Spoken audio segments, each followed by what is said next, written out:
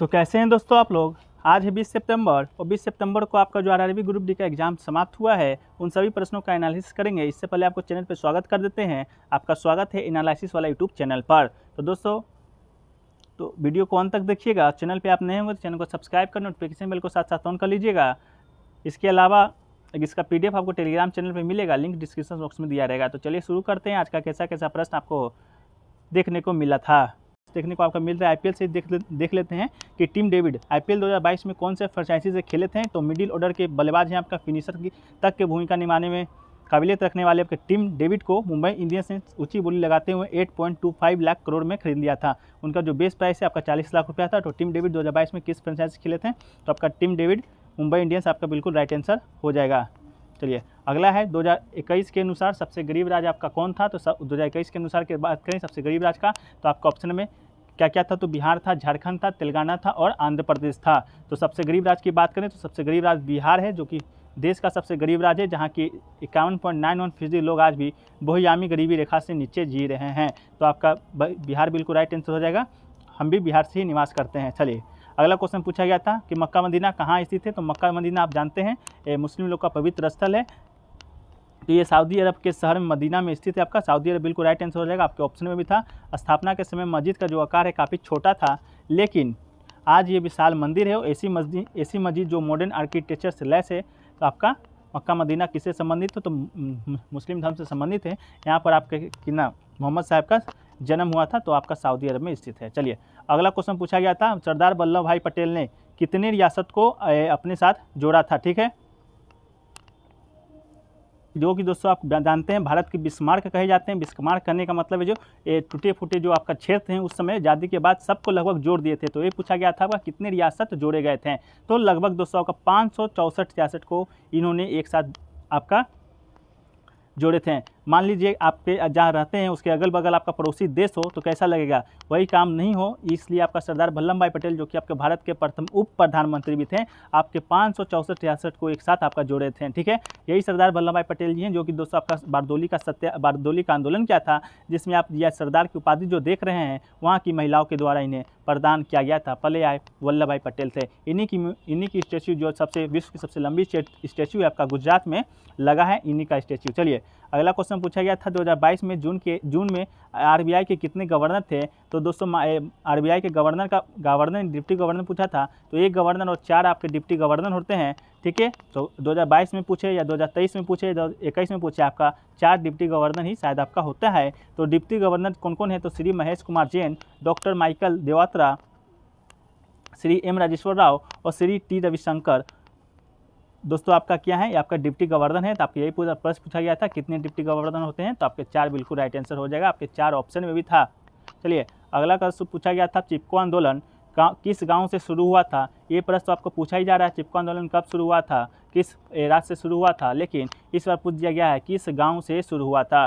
तो चिपको आंदोलन की बात करें तो इसकी शुरुआत है आपका चमोली जिले में गोपेश्वर नामक एक स्थान पर किया गया था। तो चमोली जिला में शुरू हुआ था या गोपेश्वर नामक स्थान क्या ऑप्शन में था? ये तो आप ही क्लियरफाई कीजिएगा। इसकी बात करें तो 1972 में यह आंदोलन आपका शुरू हुआ था और जंगलों की अंधाधुंध उस समय कटाई हो रही थी। और कटाई क्या हो रही थी? अवैध कटाई हो रही थी। और इस आंदोलन में महिलाओं का भी खास योगदान रहा था। और इस आंदोलन के इस दौरान कई नारे भी मशहूर हुए थे जो कि आंदोलन का हिस्सा बने हैं। तो आपसे चमोली गाँव में शुरू हुआ था 1972 ईस्वी में।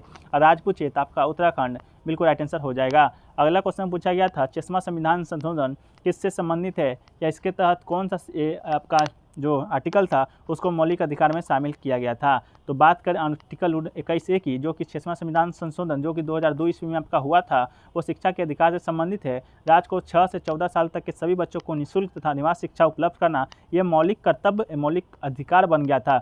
ये संबंधित राज्य द्वारा निर्धारित कानून के तहत होगा। और बात करें आपका मौलिक अधिकार का, तो आपका रूस के संविधान से लिया गया है। अनुच्छेद की बात करें तो आपका 12 से लेकर 35 तक जितना भी अनुच्छेद आता है, आर्टिकल आता है, ये आपका मौलिक अधिकार के अंतर्गत आता है। और भाग में बात करें तो ये आपका भाग 3 में आपका वर्णित है। सभी फैक्ट्स को आप देखिएगा, याद कर लीजिए। अगला पूछा गया था 1981 ईस्वी में हिम तेंदुआ से संबंधित आपका एक प्रश्न आया था कि लद्दाख में जो हिम तेंदुआ है आपका किस बायोस्फीयर या नेशनल पार्क में आपका संबंधित है? तो इसका जो राइट आंसर है Hemis high altitude national park या हेमिस नेशनल पार्क आपका ऑप्शन में आया होगा। तो आपका जो हिम तेंदुआ है आपका लद्दाख में, वह हेमिस नेशनल पार्क से आपका संबंधित है, जो कि लद्दाख में स्थित है। अगला पूछा था NaCl, CaCl2 और CO का गलनांक पूछा था, आपको मिलाने के लिए दिया गया था। तो NaCl की गलनांक की बात करें तो आपका हो जाएगा 801 डिग्री सेल्सियस। इसके बाद CaCl2 की गलनांक की बात करें तो 772 डिग्री सेल्सियस, और CaO की बात करें तो 2572 डिग्री सेल्सियस आपका ये गलनांक होता है। तो अपना मिला लीजिएगा, ये आपका ऑप्शन क्वेश्चन आया था मिलान करने के लिए। अगला क्वेश्चन पूछा गया था आपका FCCI की स्थापना कब हुआ था। FCCI की बात करें तो federation of Indian chambers of commerce and industry, मतलब कि भारतीय वाणिज्य एवं उद्योग महासंघ फिक्की की स्थापना आपका कब हुआ था, ये पूछा गया था। तो ये भारत सरकार व्यापारी संगठनों का संघ है, और इसकी जो स्थापना का वर्ष है 1927 ईस्वी में महात्मा गांधी की सलाह पर घनश्याम दास बिरला एवं पुरुषोत्तम ठाकुर के द्वारा किया गया था। तो आप देख लिए हैं कि कब हुआ था 1927 ईस्वी में, और कौन कौन किए थे। तो घनश्याम दास बिरला, पुरुषोत्तम ठाकुर किए थे। किसके सलाह पर किए थे, तो आपका महात्मा गांधी के सलाह पर किए थे। इसका जो फुल फॉर्म होगा federation of Indian chambers of commerce and industry. इस सभी फैक्ट्स को याद रखिएगा, प्रश्न आपका पाठ बनने वाले हैं।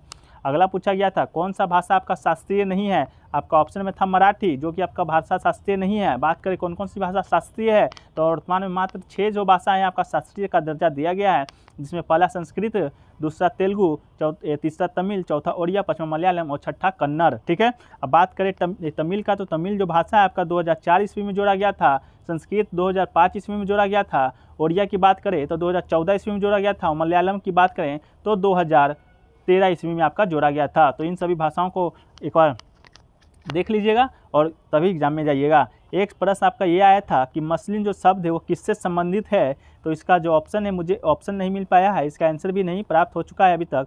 अगर जैसे ही प्राप्त होगा इसको पीटीएम में शामिल कर दिए जाएंगे। तो मसलिन शब्द किससे संबंधित है, अगर आपको मालूम है तो कमेंट सेक्शन में बताइएगा। एक पूछा गया था आपका जनन कोशिका में कितने गुणसूत्र होते हैं, इस तरह से आपका प्रश्न आया था। गुणसूत्र की बात करें दोस्तों तो मनुष्य में आपका 46 गुणसूत्र होता है। ठीक है, ये हम सभी जानते हैं, लेकिन पूछा गया था आपका जनन में कितने गुणसूत्र होते हैं। तो इसका जो आंसर है आप लोग बताइएगा कमेंट सेक्शन में। ठीक है, गुणसूत्रों मानव के अनुवांशिक गुणों का वाहक माना जाता है। तो गुणसूत्र कितना होता है 46, और जनन कितना गुणसूत्र होता है ये आप कमेंट सेक्शन में बताने का प्रयास कीजिएगा। चलिए अगला क्वेश्चन पूछा गया था 93 वर्ष के पद्मश्री अवार्ड से सम्मानित व्यक्ति जिन्हें 2022 में सम्मानित किया गया, 93 वर्ष के वो कौन से व्यक्ति थे। तो 93 years old master Kalaripayattu gets award. ठीक है, ये अवार्ड आपका प्राप्त किए हैं मार्शल आर्ट में। ठीक,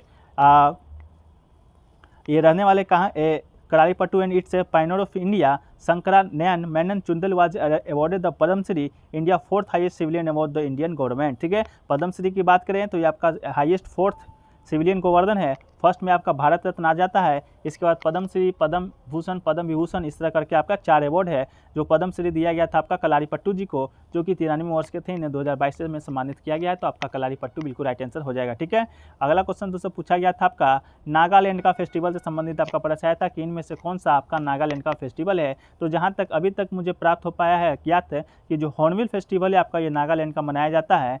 ठीक है, तो हॉर्नबिल फेस्टिवल आपका ऑप्शन में होगा तो सही है। मेरे ख्याल से आपका हॉर्नबिल फेस्टिवल नहीं था। तो कौन सा फेस्टिवल था, वो पूरा थोड़ा सा अलग टाइप का फेस्टिवल था जिसका नाम याद रख पाना नहीं पॉसिबल था, इसलिए आपका नाम नहीं बता पाया है स्टूडेंट। अगला क्वेश्चन पूछा गया था बोरियम क्लोराइड का एल्युमिनियम सल्फेट के साथ रिएक्शन कराएंगे तो क्या बनेगा। तो एल्युमिनियम सल्फेट के साथ अब क्रिया कर बोरियम क्लोराइड एल्युमिनियम क्लोराइड एवं बेरियम सल्फेट का अपच्छेद देता है और नाइट्रोजन हाइड्रोजन गैस के संयोग से अमोनिया बना देता है। तो ठीक है, अपना ऑप्शन देख लीजिएगा। थोड़ा सा मेरा साइंस कमजोर है तो इसको क्लियरफाई कर पाना मेरे लिए मुश्किल है। चलिए अगला पूछा गया था कैंसर के इलाज के लिए IIT खड़गपुर ने किस कैंसर के इलाज के लिए IIT खड़गपुर ने आपका निकाला है कि जिसमें ऑपरेशन ना करना पड़े और आपका इलाज हो जाए। तो IIT खड़गपुर ने आपका मुंह के कैंसर की जांच में एक सफलता हासिल की है। भारतीय प्रौद्योगिकी संस्थान IIT खड़गपुर के शोधकर्ताओं ने संसाधन विवश निदानिक ठीक सेटिंग्स में मुंह का कैंसर पता लगाने का अत्यधिक सटीक, पोर्टेबल और फिर भी उपयोगकर्ता के अनुकूल, सस्ती और गैर आक्रामक उपकरण विकसित किया है। तो किस कैंसर के लिए किया था, ये शायद आपका क्वेश्चन आया था। तो मुंह का कैंसर आपका बिल्कुल राइट आंसर हो जाएगा। ठीक है, चलिए अगला क्वेश्चन पूछा गया था आपका कि डॉक्टर इलाज के लिए जो दर्पण का प्रयोग करता है उसका रेंज पूछा गया था। ठीक है, ऑप्शन तो ये स्टूडेंट नहीं बता पाए हैं और इसका आंसर भी अभी तक नहीं मिल पाया है। तो आप कमेंट सेक्शन में बताने का प्रयास कीजिएगा जिसका आंसर आपको नहीं पता, मुझे नहीं पता है। सॉरी, अगला क्वेश्चन आया था कि परागकण के बाद आपका जो क्या होता है, स्थानांतरण कहाँ पर होता है। तो वर्तिकाग आपका शायद राइट आंसर था। परागकण कणों के परागकोश से वर्तिकाग में स्थानांतरित करने की प्रक्रिया। तो वर्तिकाग आपका आंसर था कि परागकण के बाद अगला स्टेप क्या होता है, इस तरह का कोई प्रश्न आया था। इसके बाद आपका आया था कार्बन यौगिक शक्कर के एक प्रश्न आया था, जिसका जो आपका ऑप्शन है प्रोपेन इथेन दिया गया था। स्टूडेंट तो बता नहीं पाए पूरा प्रश्न, थोड़ा सा ये अलग टाइप का था, लेकिन अगर आपको मालूम है तो आप बताइएगा उसको पीडीएफ में शामिल करने के लिए। एक पूछा गया था आपका 1/6 ओम के साथ प्रतिरोध को समांतर श्रेणी में जोड़ेंगे तो आपका धारा क्या होगा। ये प्रश्न भी शायद आपका शायद क्या आया ही था। इसके बाद 3 विभवांतर माध्य विभवांतर के 1 एम्पीयर से गुजरती है, तो इस तरह से भी आपका कोई प्रश्न देखने को मिला था। तो उसको आप कमेंट सेक्शन में जरूर बताने का प्रयास कीजिएगा, उसको जोड़ देंगे पीडीएफ में। चलिए, तो इसके अलावा वीडियो को यहीं पर अभी समाप्त करते हैं, और पीडीएफ इसको आपको टेलीग्राम चैनल पर मिल जाएगा। इसके अलावा व्हाट्सएप पर मैसेज कीजिएगा तो मिल जाएगा। इसके अलावा आप अगर हमारे 17 अगस्त से लेकर 18 सितंबर तक मतलब कि अभी तक थर्ड फेज़ में एग्ज़ाम आपका कंडक्ट हुआ है, उन सभी प्रश्नों का वन लाइनर फॉर्मेट में आप लेना चाहते हैं तो मात्र 20 रुपये के न्यूनतम शुल्क पर इसे प्राप्त कर सकते हैं। आप व्हाट्सएप पे संपर्क कीजिएगा तो आपको मिल जाएगा। तो चलिए, वीडियो को यहीं पर समाप्त करते हैं। वीडियो को अच्छा लगा कमेंट सेक्शन में बताइएगा, अच्छा लगा तो वीडियो को लाइक कीजिएगा और दोस्तों में अधिक से अधिक शेयर भी कीजिएगा, और चैनल पर हैं तो चैनल को सब्सक्राइब तो जरूर ही कर लीजिएगा। तो मिलते हैं नेक्स्ट वीडियो में, जब तक के लिए जय हिंद जय भारत।